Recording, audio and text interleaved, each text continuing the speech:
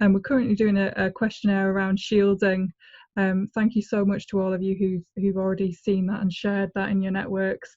We're also doing a questionnaire about the emotional well-being of care home residents and their families, because we've been hearing a lot about the huge toll that isolation has taken on people living in care homes, and some care homes have been very good at trying to mitigate that, others have not done that as successfully. So if you see those floating around the Twitter sphere or anything, please do share those with your networks. We really appreciate it. Is that all age care homes, Anna? So all care settings, because obviously people with learning disabilities, and sometimes we just think about older people, but it's the breadth. Absolutely, yeah. We have, I think, so far from what I've seen, the majority of the findings are related to old age. But if we get any intelligence of it, yeah, definitely about people living in people with learning disabilities, because we have heard that there's been some really serious issues in that particular group. So we would love to get more information about that particular cohort as well, and also people living in mental health settings as well. That would be great if we could get an insight into their experiences.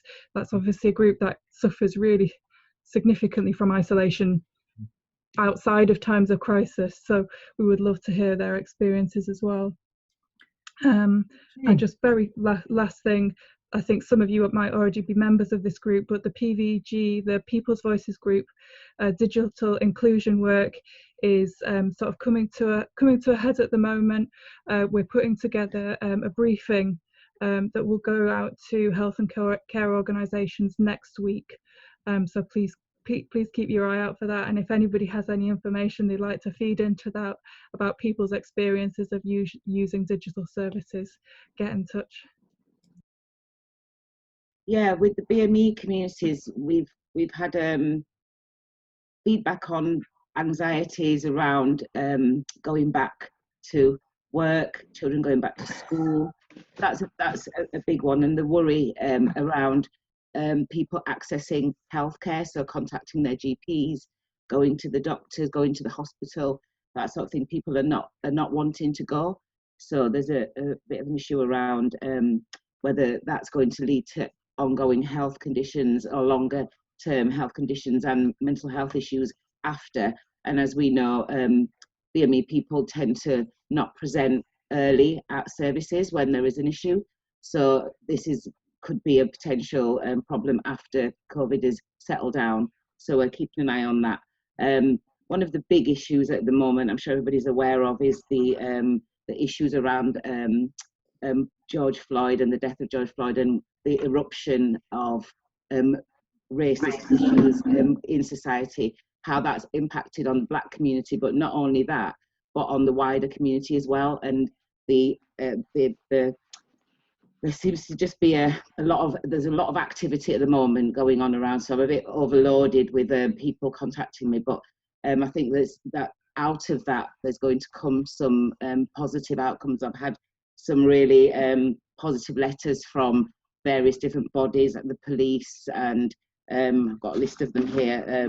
Even from Channel 4 today, I've had a letter saying that they're going to commit to making sure that their services look at anti-racism and ensure that they make sure that they do the right thing. From health, public health has sent something out, from education as well, and sports have come out and said something. So there's a lot of talk going on at the moment, so people are quite emotional, as well as sort of fired up about making sure something happens. So I think that's going to be a priority agenda, and like I said, there's a lot of support from a lot of the other BME communities for that as well, in recognition that equality impacts on all of us. So I think that's one of the main things, really.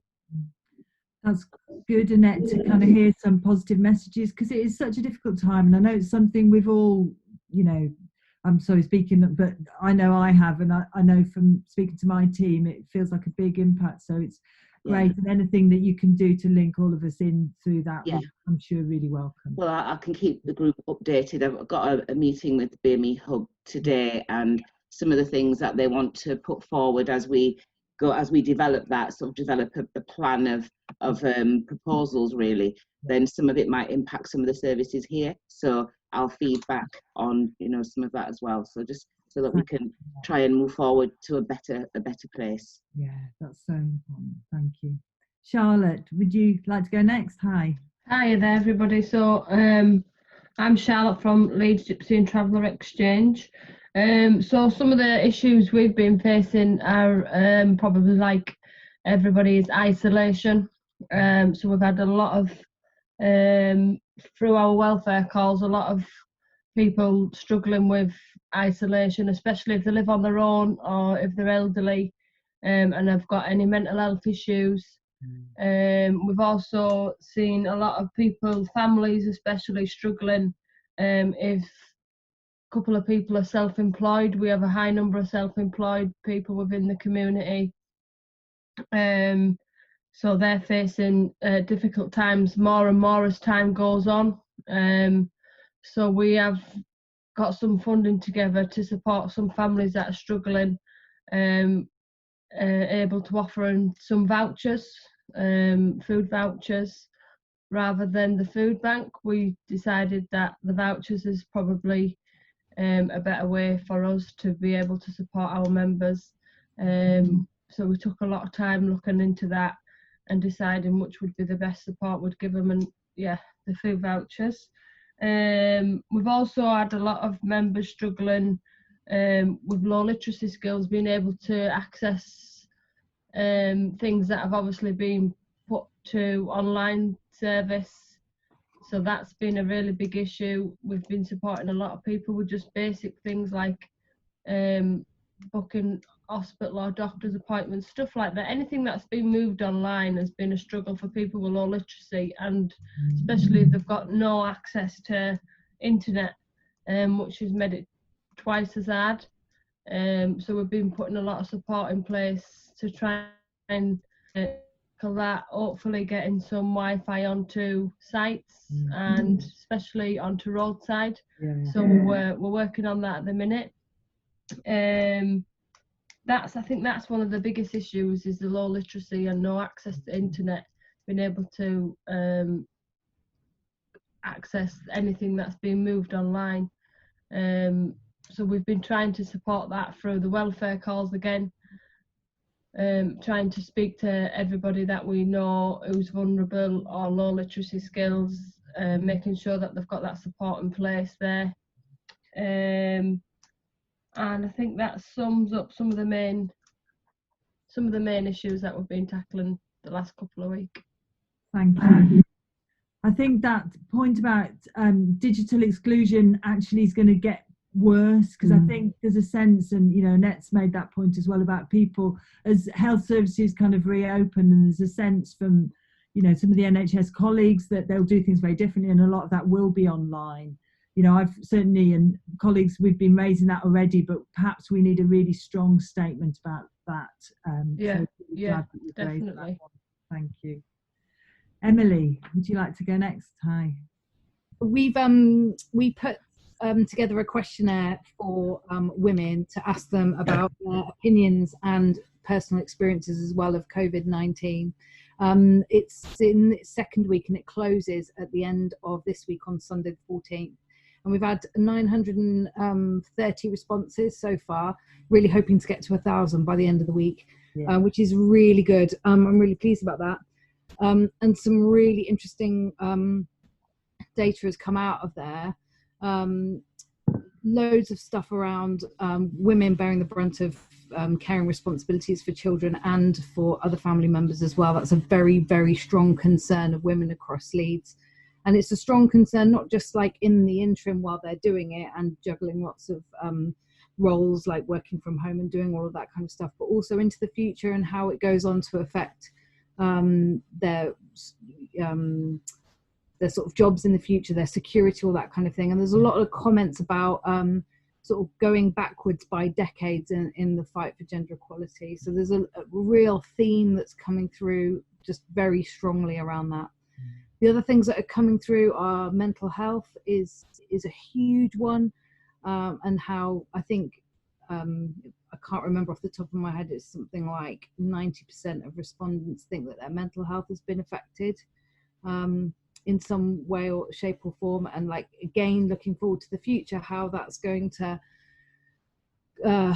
be addressed and tackled.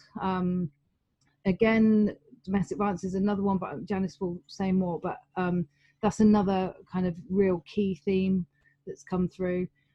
There's also really interesting little stories in there around women's safety. So people saying little things like, oh, they've been out on the street at night and men have been shouting at them to go home, and you're not safe out here, little lady, was one of the kind of comments. So there's some just really interesting stuff that's coming through. I'm going to try and create an initial report within 1 week. It's not going to be as good as it could be. I literally was expecting to get about 50 responses to this questionnaire. So I'll try and get something out within the week so that we can really share those findings, but we'll go back to it and make something better as well, kind of further on into the future. I'm Janet Spencer. I'm Chief Exec of Turning Lives Around, and we are predominantly an organisation that provides support and accommodation to homeless people. And as you can imagine, it's been central to the situation we found ourselves in the last few months.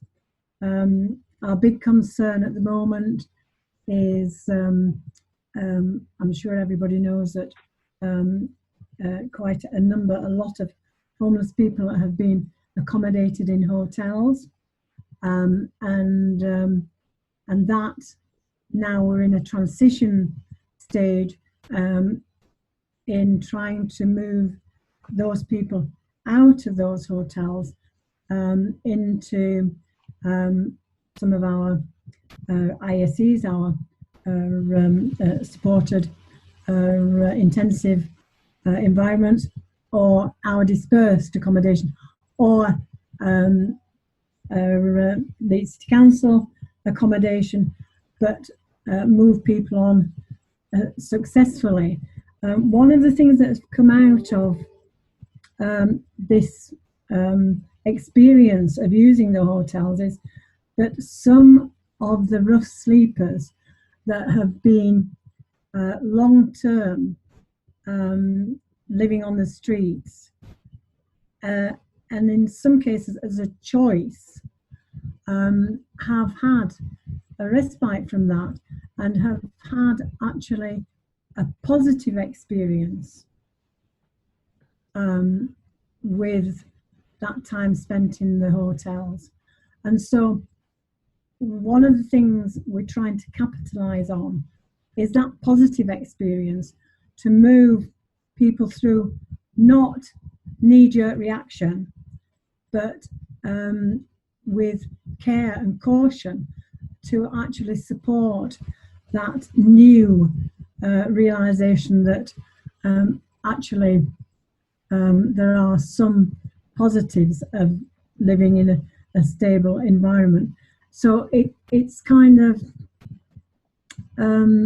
really exciting work, and I'm hoping that as an organisation we'll be able to capture that work to make a real difference. So that's a positive. We are working with commissioners, and in the ISCs we are saying that we will offer 2 places of move into from the hotels over this period. So it's really feeling our way into as positive future as we can. The other services across the organisation, like everybody else, there've been, you know, the kinds of ups and downs. But I'm quite I'm really surprised. If you'd have discussed with me 3 months ago, I would have been saying, oh my goodness me, I don't know how this is going to work, how will we manage it? And actually it's been managed very successfully. We've been able to protect staff. We've kept staff motivation. We've done some face-to-face. We've done work over the telephone, and we've kept engaged with our client group. So for me, that remains, all of that work remains priority as we move through the next stage. From talking to some of the organisations, they're having to change the way they're working. Some of the online now isn't working. Data runs out for people that don't have finances for the data. And also, because the weather was good, young people were out. So they're changing some of their sessions now to be doing some outreach, youth work, to actually reach the young people and educate them. So that's been quite enlightening. Again, there's been confusion and concern about the return to schools. People, as Annette said, from some BAME communities, reluctance to send children to school, children with underlying health conditions, confusion. And they're also looking at developing a way they can do some play schemes throughout the summer. Some groups are now starting to do some one-to-ones and meeting people in a park setting and maintaining social distance, but helping to have that interaction and help people's mental health. So that's been quite good. And just finally, we've been invited to be part of a working group that Jasvinder, the chair of the LSCP, is setting up to look at the decline in referrals for children in COVID-19 and around DV. So it's how we reach those. So that's taking place within the next couple of weeks. I think, just to sort of echo everyone else, it's definitely getting busier for us in quite a few ways, really. I think generally it's quite busy anyway, but we are seeing more appointments coming through. So in terms of interpreter appointments, we're seeing more face-to-face, but we're just generally seeing more requests coming through now for BSL interpreters. So that's good, because it's positive for us in terms of income and things, and it means that sort of services are starting to work again, and we're seeing that in communication around asking us to be involved in supporting with that. So that's really positive. We've also just started the befriending trial, if you like, within the hospitals.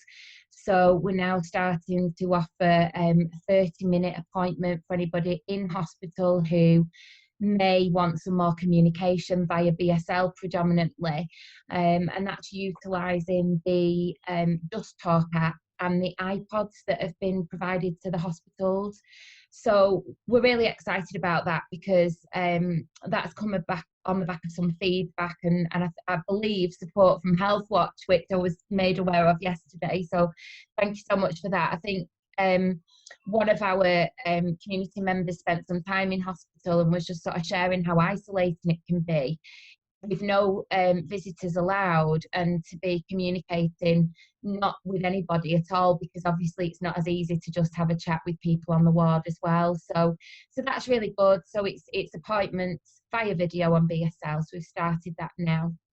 And we've also been doing some work with Karen and looking at some work with digital leads as well, which again is really exciting, and we're really sort of keen to be part of that work. So yeah, it's a really positive time actually, despite the circumstances. But it is challenging, obviously, understandably, because everybody's juggling a lot of things. But yeah, that's sort of where we're at this week. Hi, I'm Janice, Head of Services for Leeds Domestic Violence Service and Leeds Women's Aid. Our workload has been increasing gradually throughout. we've had specific issues around digital exclusion in refuge, but we've managed to get some laptops and dongles from various places, so we're helping people with that. But in the community, that's a bit more difficult, but we're working on that. We've had a lot more cases where we need interpreters including signing, but all sorts of languages, some that we've not come across before. But I think that's possibly a good thing because we're reaching people that maybe we haven't done previously.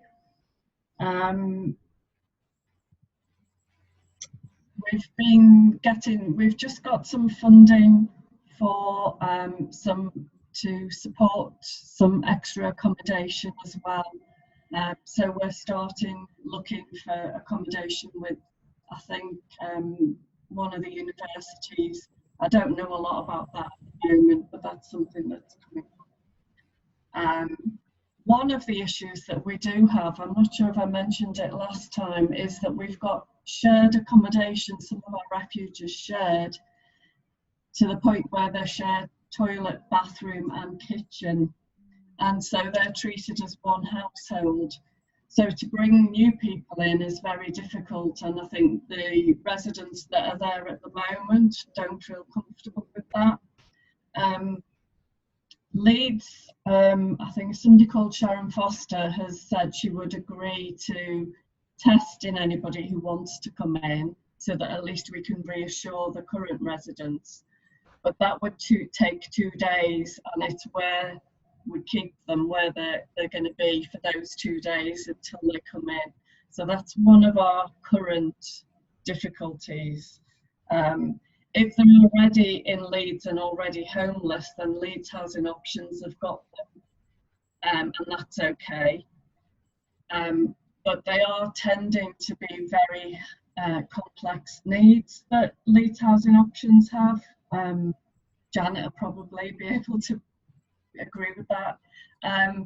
And for the shared, which is okay for our self-contained or main site refuge where we've got 24-hour support, but for our shared accommodation, it's not.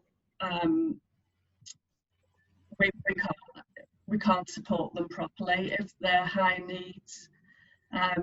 So we're looking for a way around getting people who from out of area or from referrals not through housing options, and how we can get them tested so they can come in. But there's not a lot of spaces. There's just 2 single spaces in our shared accommodation, and any other spaces that come up are all self-contained, so that's not an issue.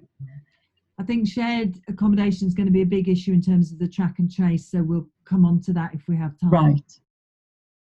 Morning, everyone. Yeah, so I've just got a summary from the learning disability organisations that I've been in contact with over the last week. So for the people that they support, there's been a lot of anxiety over travel when non-essential travel resumes. So bus passes, rail cards, timetables, masks, social distancing. I was at a People's Parliament meeting the other day, and there was sort of concern around benefits, worry about financial sort of payments and whether money will be stopped, general sort of understanding about social distancing, and then also track and trace. From a sort of organisation perspective, support and not wanting to feel pressure to reopen services, people feeling very busy, staff management, redeployment of staff, resources being stretched due to diversifying the workforce, splitting services, so people doing online, not online, welfare calls, visits, financial and funding concerns, and then people trying to work through recovery plans in very small steps, looking at risk assessments, and then juggling technology across different conversations with different statutory services, so having to juggle Skype and Teams and Zoom and sort of the implications of that and what to fund, where to go. But then in terms of resilience, there's a building-based services recovery group set up by Andy Rawnsley, where people are sort of come together to look at recovery plans and how to work together. There's a lot of good work going on in the learning disability community with peer support, people online, volunteering, a lot of volunteering on Leap One. And then speaking to Leap One, there's people actually sort of joining in on training, NVQ training, when they weren't originally sort of signed up for it. So some skill sharing skills. And then generally sort of a push for sort of collective working and trying to streamline and collaborate on things. So trying to join up, it seems like quite an ambitious thing, but joining up the online offer through services in the city. So yeah, and then just to pick up on the digital thing that was mentioned before about healthcare, came up around annual health checks and trying to perform annual health checks online, which I'm sure there's going to be a pushback against, because they're going to be sort of top to bottom sort of review, and I personally can't see how they could work online. So that's a summary. For those that don't know me, I'm Lucy. I'm the operations manager at Volition, which is part of Forum Central. So I'm part of the Forum Central team. The kind of community of interest areas that I've been supporting particularly are women and domestic violence. So it's great to have Janice and Emily on the call, and I won't go into more detail about what they've already said because I think they've given a brilliant summary. Also, carers is another area that I've been specifically supporting, and I know Val from Carers Leeds was very sorry she couldn't be on the call today, but as you probably know, it's Carers Awareness Week this week, so it's a particularly busy week in the carers calendar and the Carers Support Services calendar. And Val did send through lots and lots of very comprehensive information and an update actually this week. So there's a couple of things I wanted to just talk about in terms of kind of impacts on carers. And I know, just to acknowledge as well, Healthwatch, I know you did your weekly check-in over the last couple of weeks around carers experiences, so you kind of heard some really rich information from carers themselves about the impact on them too. And I think some of the themes will be quite similar, but Anna, if there's anything I'm missing that's important to share right now, then please do chip in. So particularly I think in terms of what Val said this week, really carers feeling the lack of respite support, or perceived lack of respite support, or not wanting to access, what support there is available at the moment, just for fear of issues around contracting COVID for the people that they're caring for. Carers, a huge impact on carers' mental health as well. I think as lockdown continues, particularly, that isolation felt, not having as many opportunities for any sort of respite for themselves, any sort of space, particularly within the home, actually, if you're caring for someone that you live with, to be able to get away and have a break, even in a different room, that can be more challenging. And also thinking about, the worry for a lot of carers, actually, for if they're caring for someone who doesn't live with them and they may not be able to see them, how do they manage that relationship and support that person when they're actually at a distance, but still the person who's really trying to provide them with the most support.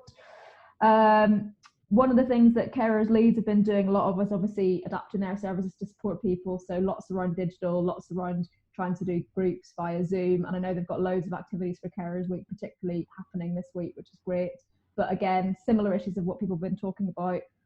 Digital doesn't work for everyone. People don't necessarily have equipment, resources to be able to access, strong internet connections, or, be able to access groups. Also, there's an issue around privacy. So, if you're trying to access services, but you're also supporting someone you care for, or you have other people in the home, how do you then, can you actually offload and talk about how you're feeling when you've got people around you that you're wanting to protect and support as well? So that's another issue that came up.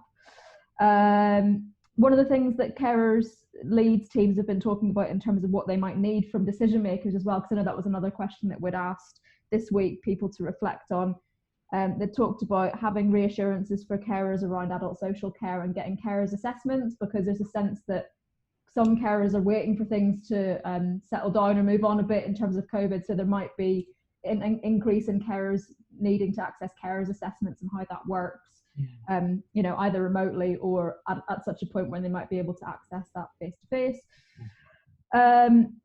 also carers, obviously, and the impact of people that are currently in care homes, and there's lots of worry and concern and anxiety for carers around that. And I know, again, that's another piece of work that Healthwatch leads and others, including Leeds Older People's Forum, are kind of working on. A lot of the issues relating to the mental health world, I think, are being picked up across all the other communities anyway, so I won't go into too much detail other than the fact to say that I think over the last week or two's conversations that we're definitely seeing an increase in sort of low level mental health well-being support that people are requesting, and those with severe mental illness starting to deteriorate due to and this is the same as before, really, some issues around problem gambling and alcohol use are coming up.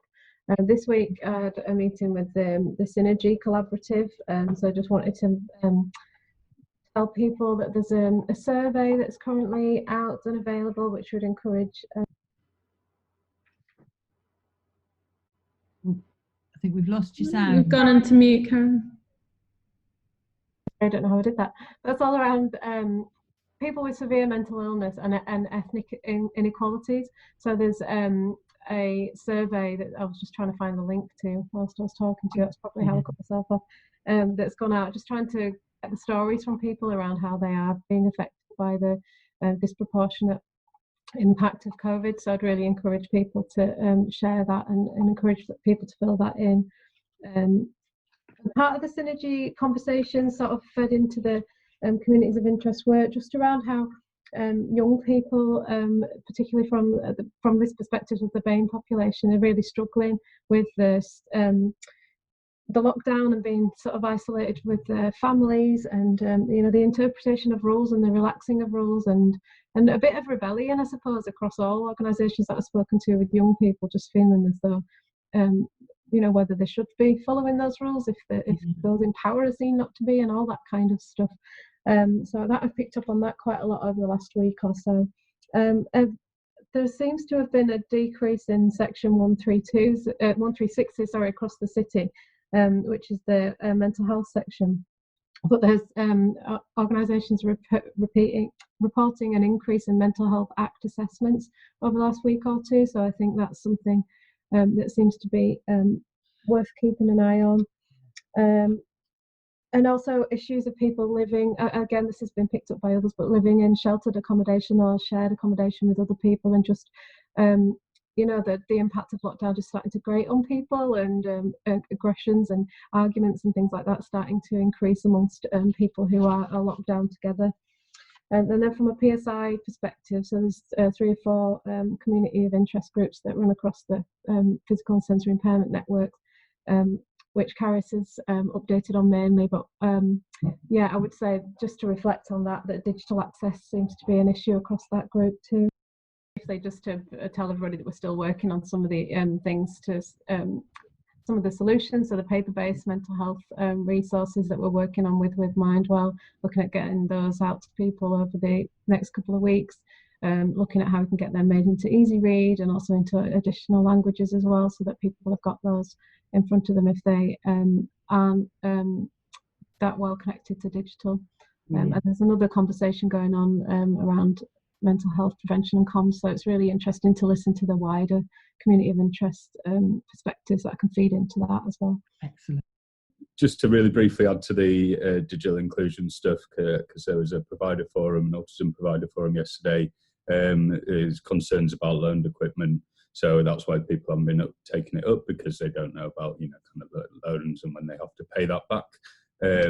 But also I'm aware that there's a lack of available equipment now. So I don't know if there's anybody here or you can put it forward that kind of grants would be more beneficial than loans. We've had a kind of steady increase of referrals to our service. The kind of main themes or the main challenges have been around access to health services. So I think GPs and dentists, like people have said, have changed their systems.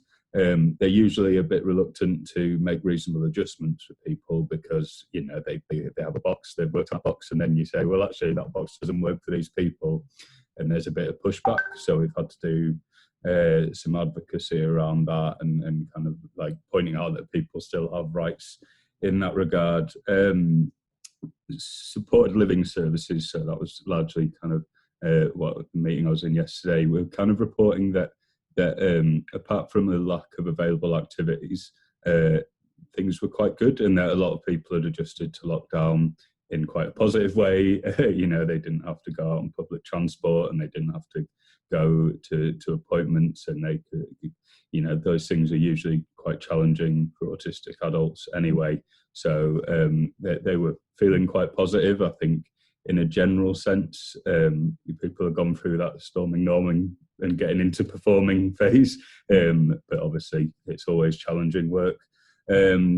We've had also, we had quite a few referrals for people who were facing eviction from various different settings, including supported living, kind of shared living services. Wow. Obviously, that was partly to do with the eviction ban. Now, the eviction ban's been extended, but my feeling is that people have been using the time, landlords and service providers, to store up issues and throw them at people, and then give them 2 weeks to kind of, you know, like find somebody to advocate or help them with that. So although it's kind of been extended by a couple of months, you know, I'm anticipating that will be an issue coming up again. Kind of flag things that aren't maybe an issue now, but we can see them coming on the horizon is incredibly helpful, isn't it? So, yeah. And it is, you know, kind of, it's we've been gathering resources on who can help and who's the most helpful as well, because there are lots of different services, but some aren't always entirely helpful, or again have their own little boxes, and you know, kind of people don't fit into that sometimes. We are part of a project called Keeping Neurodivergent People Connected, which is kind of proactively seeking out people who are neurodivergent. So the main kind of areas of that are kind of autism and ADHD, and then plethora of other things. But trying to look at, you know, have they been storing up issues? You know, is there anything we can help them with, and can we relink them to services? The uptake of that initially has been quite low. I think it's picked up quite a lot in the past week. We anticipate that that'll snowball a bit, but it's very hard to kind of gauge whether or not some people are quite happy. They had their lockdown plans. They've been in that lockdown plan. They want to stay in that lockdown plan. They don't want to do anything challenging, even though they might have issues. It tends to look like the stuff we're getting through tends to be quite complex, and the additional mental health issues are complicating things in that regard. And just a kind of reminder, it might not necessarily apply, but Advonet has the statutory advocacy services. So that's quite a few, but two of them are the independent mental health advocates and the independent mental capacity advocates. So if people do have people they've been working with who have been sectioned and are struggling in those environments, then, you know, there is advocacy available, and they're kind of gathering stuff and challenging kind of, you know, providers to kind of say, this isn't right, this is what we're seeing across the board. So probably about 10 other things, but I'll leave it there.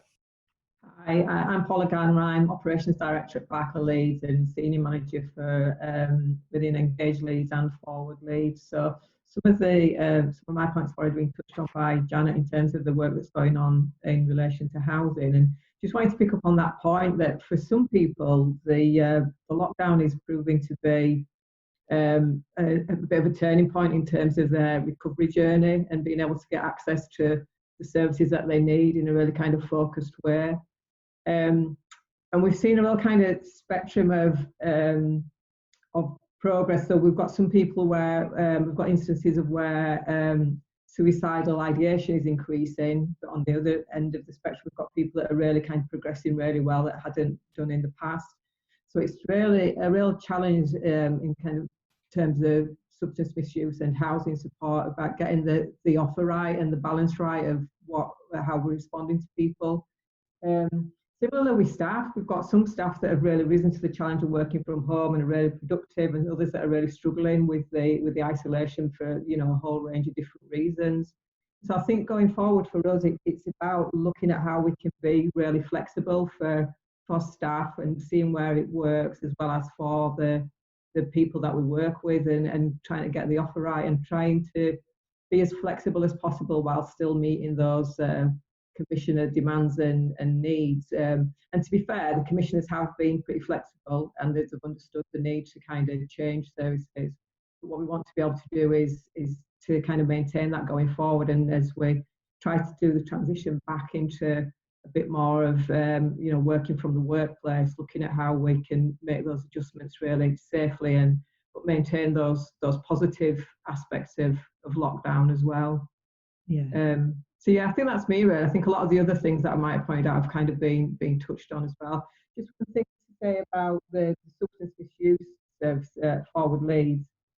One of the challenges that we have had is people who are alcohol dependent, and being able to ensure that they're able to still get access to alcohol, because for some people to withdraw completely is a life-threatening situation. So there's a lot of conversations going on around how we do that safely. Obviously, we can't just kind of keep going and buying alcohol for people willy-nilly. So there's a lot of discussions going on around how we support people with that particular issue. In terms of prescriptions, we've managed to get that sorted fairly quickly at the beginning, and ensuring that people do regularly get the prescriptions that they need. The alcohol issue has been a much more difficult challenge. So I'm Sam Powell. I work for Leeds City Council's communities team. I work on migration, and the area that I've been looking at as a community of interest is migrants, refugees and people seeking asylum. I think for us the main concern continues to be communication and addressing language barriers. And of course the message seems to be changing almost, feels like daily. So some of my work has been around working with colleagues about having information translated. And previously we've made YouTube videos first into lockdown so people could interact as well as possible. So we're just looking to try and obtain some key messages with some longevity, so that when we have this translated, it will not be changing. It'd be something that would work for at least a couple of months. Also, we've been asked to widen the work that we're looking at for more communications with wider communities. So some of the references to young people gathering over the warmer summer days, and trying to use various routes of increasing engagement with communities. So we've thought about going on local radio stations, getting an advert made, working with community leaders, all kinds of conversations we're having, and Annette's working with me on that from the BME Hub. The Cultural Food Hub is working really well, so that's been good. It launched just before Eid, and it's been running for 3 weeks now. Hamara is providing citywide for cultural food, working in partnership with organisations more in different areas so that they can almost be like a sub distribution hub, so they can contact Tamara if they need a supply of cultural food for people that they're helping with emergency food. The other thing that's been really key, as Janet has talked about as well, around the support provided for accommodating homeless people. People who are no recourse to public funds and ordinarily accommodated by the council and have been during COVID-19. So we're looking at recovery plans. We're looking at each individual that's been accommodated, how we can support some move on. But also it's worth mentioning that the migrant third sector are usually the providers of emergency support for NRPF. And the recovery plans in place around COVID-19 makes it very, very difficult for them to deliver their services in the same way. So they're looking quite closely at how to look at short and long and medium term models for their work. The last thing on the migrant third sector is they've got a lot of concerns about opening up their offices. And it's very, as with many of our services, that face-to-face is so vital with vulnerable people. A couple of positive things. Refugee Week is next week, and all activity has been moved online. If you put Refugee Week into Google, it'll direct you, but it might be helpful for me to find the right link. The council should be carrying it on all our email addresses next week, so you'll get a link from our council emails. And Windrush is also, just as Refugee Week ends, it's Windrush Celebratory Day, which is is it the second week now, Annette? Second year, sorry, of celebrating Windrush? Yes, it is. It's the second year now celebrating the Windrush. So in June, there was proposed to have a celebration every year in June for the Windrush. So Samantha and myself and Priya are working on a celebration, online celebration, where we might have people coming, doing some readings and singing and various things just to celebrate. Yeah. I think it's really important to try and promote these, especially within this greater context that Annette referred to earlier. Yeah. One of the other links that we have is around people and financial inclusion and exclusion. So Nick Morgan quite often kind of sends things, and I've just only just sent something through to Caris that he'd sent that which is around BSL access for people on universal credit, which people may have had.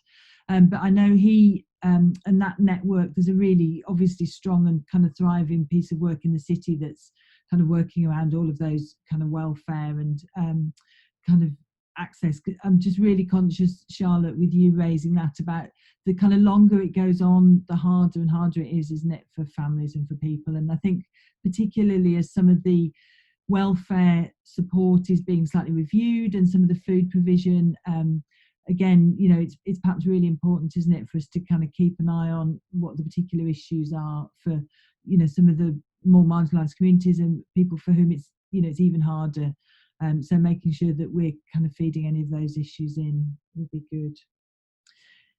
Okay, so that's just, as ever, it's just incredible to kind of have that breadth, and thank you for that.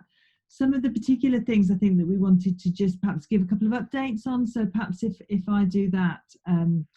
The test and trace work is going to be quite, I mean, it's sort of been talked about for a while, hasn't it? And I know you've all, well, I'm hoping that people have been able to help with sort of displaying some of the posters and letting people know that there's the opportunity to have the Walk to Test Centre, which was something that came out of, amongst other things, I think us raising how inaccessible the Temple Green Test Centre was, because you needed to have a car and a phone and all sorts of things.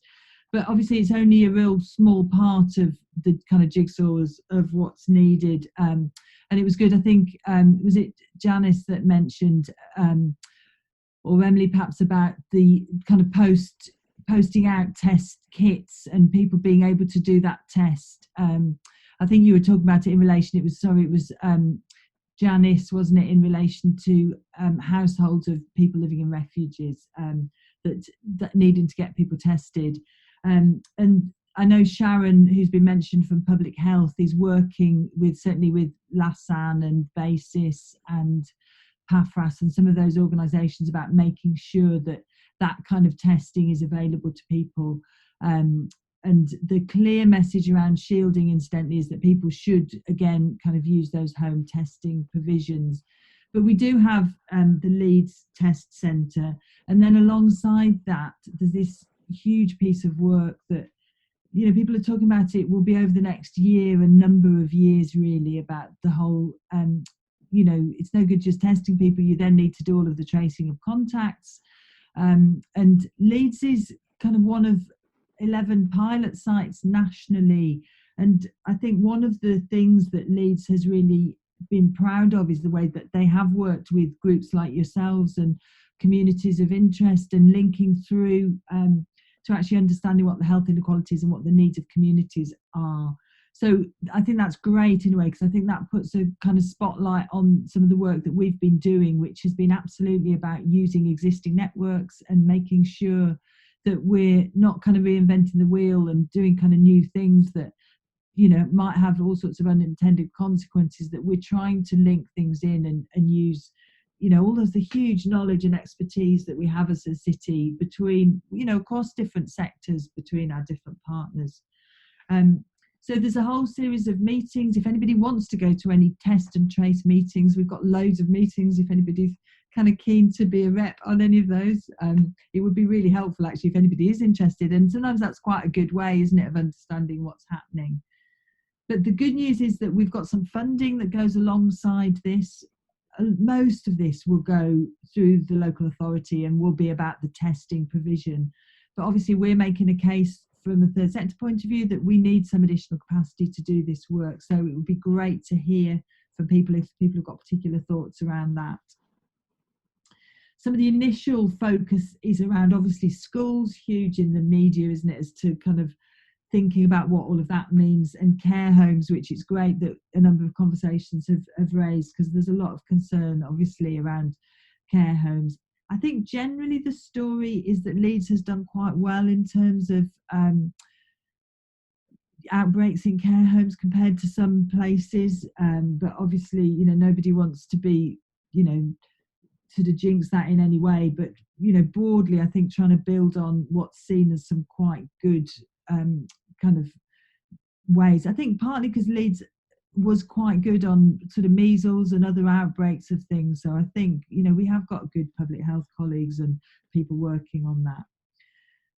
But vulnerable groups are one of the other kind of key areas, and I think what we're trying to do in Leeds generally is not just have a message that's about keeping infection down, but is a much more positive, healthy, you know, how do we have a preventative, proactive message about all of this, which, you know, again is something, you know, huge thanks to all of you that's been expressed, you know, certainly by Victoria Eaton, who's the Director of Public Health, who completely gets how vital all of the work that our networks are all doing has been. And, you know, I think, you know, we come from a kind of positive partnership in that, so that's helpful. But I think, yeah, just to kind of be aware that there will be some spotlight on this, which I think is an opportunity for us, isn't it, to kind of make sure that we're making the best use of that. There'll be quite a lot of focus on data, so they're going to be daily reports. Apparently so far there's been about 100 cases that have come through that, and I think they're thinking about what are the likely pressure points. So picking up on what Anne was saying, things like the reopening of Trinity Centre and kind of young people and some of the behaviours of young people, I think is one thing that people will be thinking is a potential pressure point. The reopening of the Leeds City Council hubs, but I'd be really keen, be really good to hear from you what you think might be some of the kind of future pressure points from some of the, you know, people and organisations that you're in touch with. So yeah, does that give a bit of an overview? What I'll do is I'll send out a bit of a written overview, or, you know, perhaps we need to just start doing some sort of one-page briefings on some of these issues on the website. Lucy, yeah. Oh. Sorry, just Owen's put a really good point there in the chat. I don't know if you've had a chance to see it about test and trace, and wondered whether we could maybe just have a couple of minutes on that. Brilliant. Yeah. Adrian, yeah, do you want to? That's a really important point. Okay, yeah. It's not just learning disabilities, actually. I think this has come up for other communities too. So, yeah, please. Thank you.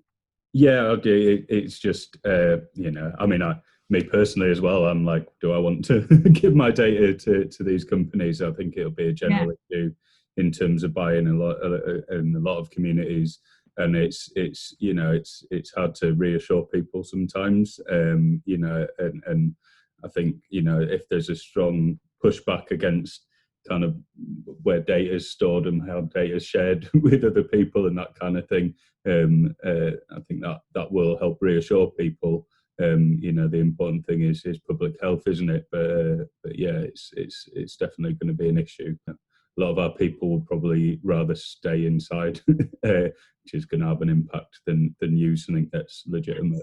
I guess another issue is if somebody does sign up for it and then they get some text or phone calls saying you've been in touch with this person, that's just going to cause massive anxiety for people and a massive spike. And, you know, it'd be interesting to know what support is available there, you know, and whether or not, you know, there's a kind of a reassurance helpline or something available. And I think it's also about a rights issue. You know, people don't have, you know, I think we need to kind of understand the limits of that. But equally, I think, you know, the more, I think the message is the more that we can use the testing to kind of help make people safe and contain things, then the sooner everybody can get back to the life they choose and recognise, you know, that will be different. None of us are ever going to go straight back to the lives we lived at all, are we? But at least if we can try and make it safer for people, then about people that might be, you know, undocumented and what that might feel like and mean to them, also the autistic community, you know, and I suppose it's trying to work with that on a local level. When I think in Leeds we're, you know, I think there is a willingness to, particularly around public health and doing the right thing and trying to make it tailored for people and communities, but when you've got that language, it is setting yourselves up for a challenge in the first place, isn't it? It absolutely is. And I can see Anna from Healthwatch nodding, because I know that's kind of borne out in your experience, isn't it? Yeah, absolutely. Yeah, I would completely echo that. Yeah. And Sam, do come in. Yeah, I know me and Annette have talked about a bit of the conspiracy theory around it and the pressure certain communities have felt tracked and traced for a long time. But the Immigration Act talk, when Theresa May launched it, said the intention was to create a really hostile environment and track and trace. You know, we've got barriers to access to health of some particular migrant groups that are both new and going back to Windrush, Annette, as we've mentioned earlier. So I think because there's a big issue with trust. Huge. So what? Yeah, absolutely. AME communities in general and the systems, you know, whether the systems are fair and whether what they're doing is legitimate, whether there's some underlying reason why they want their data. A lot of people are very, very sceptical about it. Yeah. And I just to add to that briefly, you know, when it all kicked off, there was, you know, kind of lots of stuff around kind of putting out do not resuscitate flags on people's systems, you know, in hospitals. So, you know, people don't want to be on the radar for those reasons, and you know, have legitimate fears around being identified, you know, and being discriminated against. Some of this links in with kind of longer term conversations about the Leeds Care Record and Helm, and just how all of that, you know, and some of it will link. And, you know, on one level, I guess we would want these things to join up, because we don't want to be kind of repeating questions, and we want, you know, if we go to the GP, for them to know what's happened in hospital or whatever. But equally, you know, there's such a flip side, isn't there, to all of these things, and completely take on board these issues. I don't know how this links in with work that other people are doing. I know there's kind of studies going into the impact of COVID on certain communities and certain groups, and you know, as there's overlap with all these communities, you know, it seems remiss to not think about how they would be joined up somehow. So I don't know if that can be fed back through some of your work. You know, explain that, Owen, in terms of. So I guess, I mean, so I know there's you know, studies looking into mental health, the impact on that, and studies in terms of benefits and that kind of thing. You know, and we have our own evaluation going on, and we'll be looking at our own service in terms of kind of pre, during, post COVID, and then the long term. You know, and it seems to make sense to have a bit of joined up thinking on that to a degree, you know, and that it seems to be happening organically, but there's maybe not coordination that I'm aware of. There probably is from a government level. I'm not sure. But no, I think that's a really good question, and definitely one that we can ask. Thank you. Yeah, it was just on the question that sorry, I can't remember your name, I can't see your face, had about how these inequalities come together, and I was thinking about Owen, Leela's reports where she's trying to report in, She's not able to attend today, but she did reference to update the group about the inequalities I'm sure we've all looked at, and looking at that within a local context as well. So I think we're looking at data, but also this type of narrative brings that to meaning. And definitely locally, that's kind of exactly kind of what this work helps us do, is both identify individual, issues that affect some communities and groups more than others, but also kind of share some of the connections and that kind of intersectional stuff that just multiply as well often for certain people, the impact. I suppose on a macro level, it turns out that men are actually twice as likely to die from coronavirus. Yeah. That's like the only interesting stat of the day, I suppose. I know that from our own Feel Good Factor men's groups, a lot of those guys are online now with the social groups. That's coming along quite nicely, like that. And I'm part of the communities of interest group, if you like, looking at getting some funding in for a sort of bit of a citywide network for men's work in the city. Something like Women's Lives Leads, or maybe Time to Shine, something a bit like that. Yeah. One of the takeaways from the conversation about the test and trace is we need a different language around that, and let's kind of make sure that we're following up on that. And I'll send a bit of a written overview of this because I know there's a lot of information. In terms of shielding, we're still waiting actually. There's due to be I don't know if there was a really helpful document produced in April around routes to support for people who are shielding, and that's due to be updated. I think there's just been a couple of delays, but as soon as we've got that, we'll obviously get that out. Because I think the specific issues around people who are shielding, is a concern for all of us, and I think it overlaps, doesn't it? There's a real sort of Venn diagram of people who've got other broader vulnerabilities and also have got clinical, medical issues for needing to shield. So as soon as we've got that, we'll circulate that. And again, if people have got particular thoughts, as always, don't wait for another one of these to let us know, but we'll try and make sure we're picking up issues. But again, I think, the Working Leads has tried to put people who are shielding to kind of humanise that. There's this list of 47,000 people, but there's a real sense to try and do that, and particularly the work that Healthwatch have done to kind of get people's stories and voices and experiences of what it's like on that. So again, if people have got particular individuals that they're in touch with, that it would be good to put in touch with Healthwatch. I know Healthwatch would appreciate that. But also any of the more general issues. So we attend a weekly meeting. It's now gone to kind of weekly around people who are shielding. And again, if somebody wants to either go to that as a rep from this network or come alongside, you're really welcome with any of the various kind of meetings and connections. Perhaps if we list what those are, because perhaps sometimes coming along to these things and just seeing the other kind of conversations, if people have got capacity to do that, is sometimes really helpful.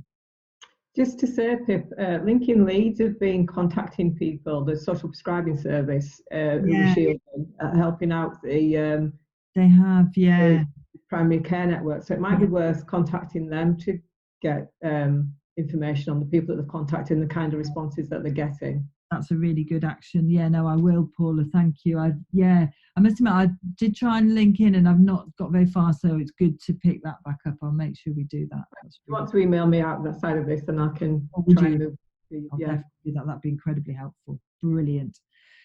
The other thing, and I think we've touched on this quite a bit actually, was about the sort of reset of services. So one of the other conversations that we're involved with on your behalf is about how, as things start to reopen and go back to normal, what does that mean? Obviously, like all of you, health and local authority and all the other services are trying to work out how they manage that and how they, have the sort of social distancing and all the kind of safety of workers alongside kind of meeting people's needs. So there's a one-page document that's about to be produced that's kind of talks about some of the principles about that. So as soon as we get that, I'll share that with you. But again, I think the fact that we've been kind of feeding in and reminding people along with Healthwatch of people's experience and what this feels like, and all of the issues that you'd raised previously about people's fear and concern about, you know, it's not like they're just going to open the doors and people are going to be happy to walk straight back in. It's so much more complicated. So kind of bringing that kind of voice to that is one of the other things that we've been doing. And perhaps if we share that in the weekly email that Daisy very helpfully sends out, then yeah, we'll do that and get feedback. Is there anything else people want to pick up on? Is it useful, the information? Are these sessions useful? Are there things we could do differently? Damien? I'm just wondering, and correct me if this isn't quite in the remit, but I'm just wondering if maybe we talk about a bit about the staff a bit more, and not just the people we're supporting, and the impact of and the future for them as well. Because just when you talked about going back into buildings, it got me thinking, you know, how much, what are people being asked to do? Is it realistic?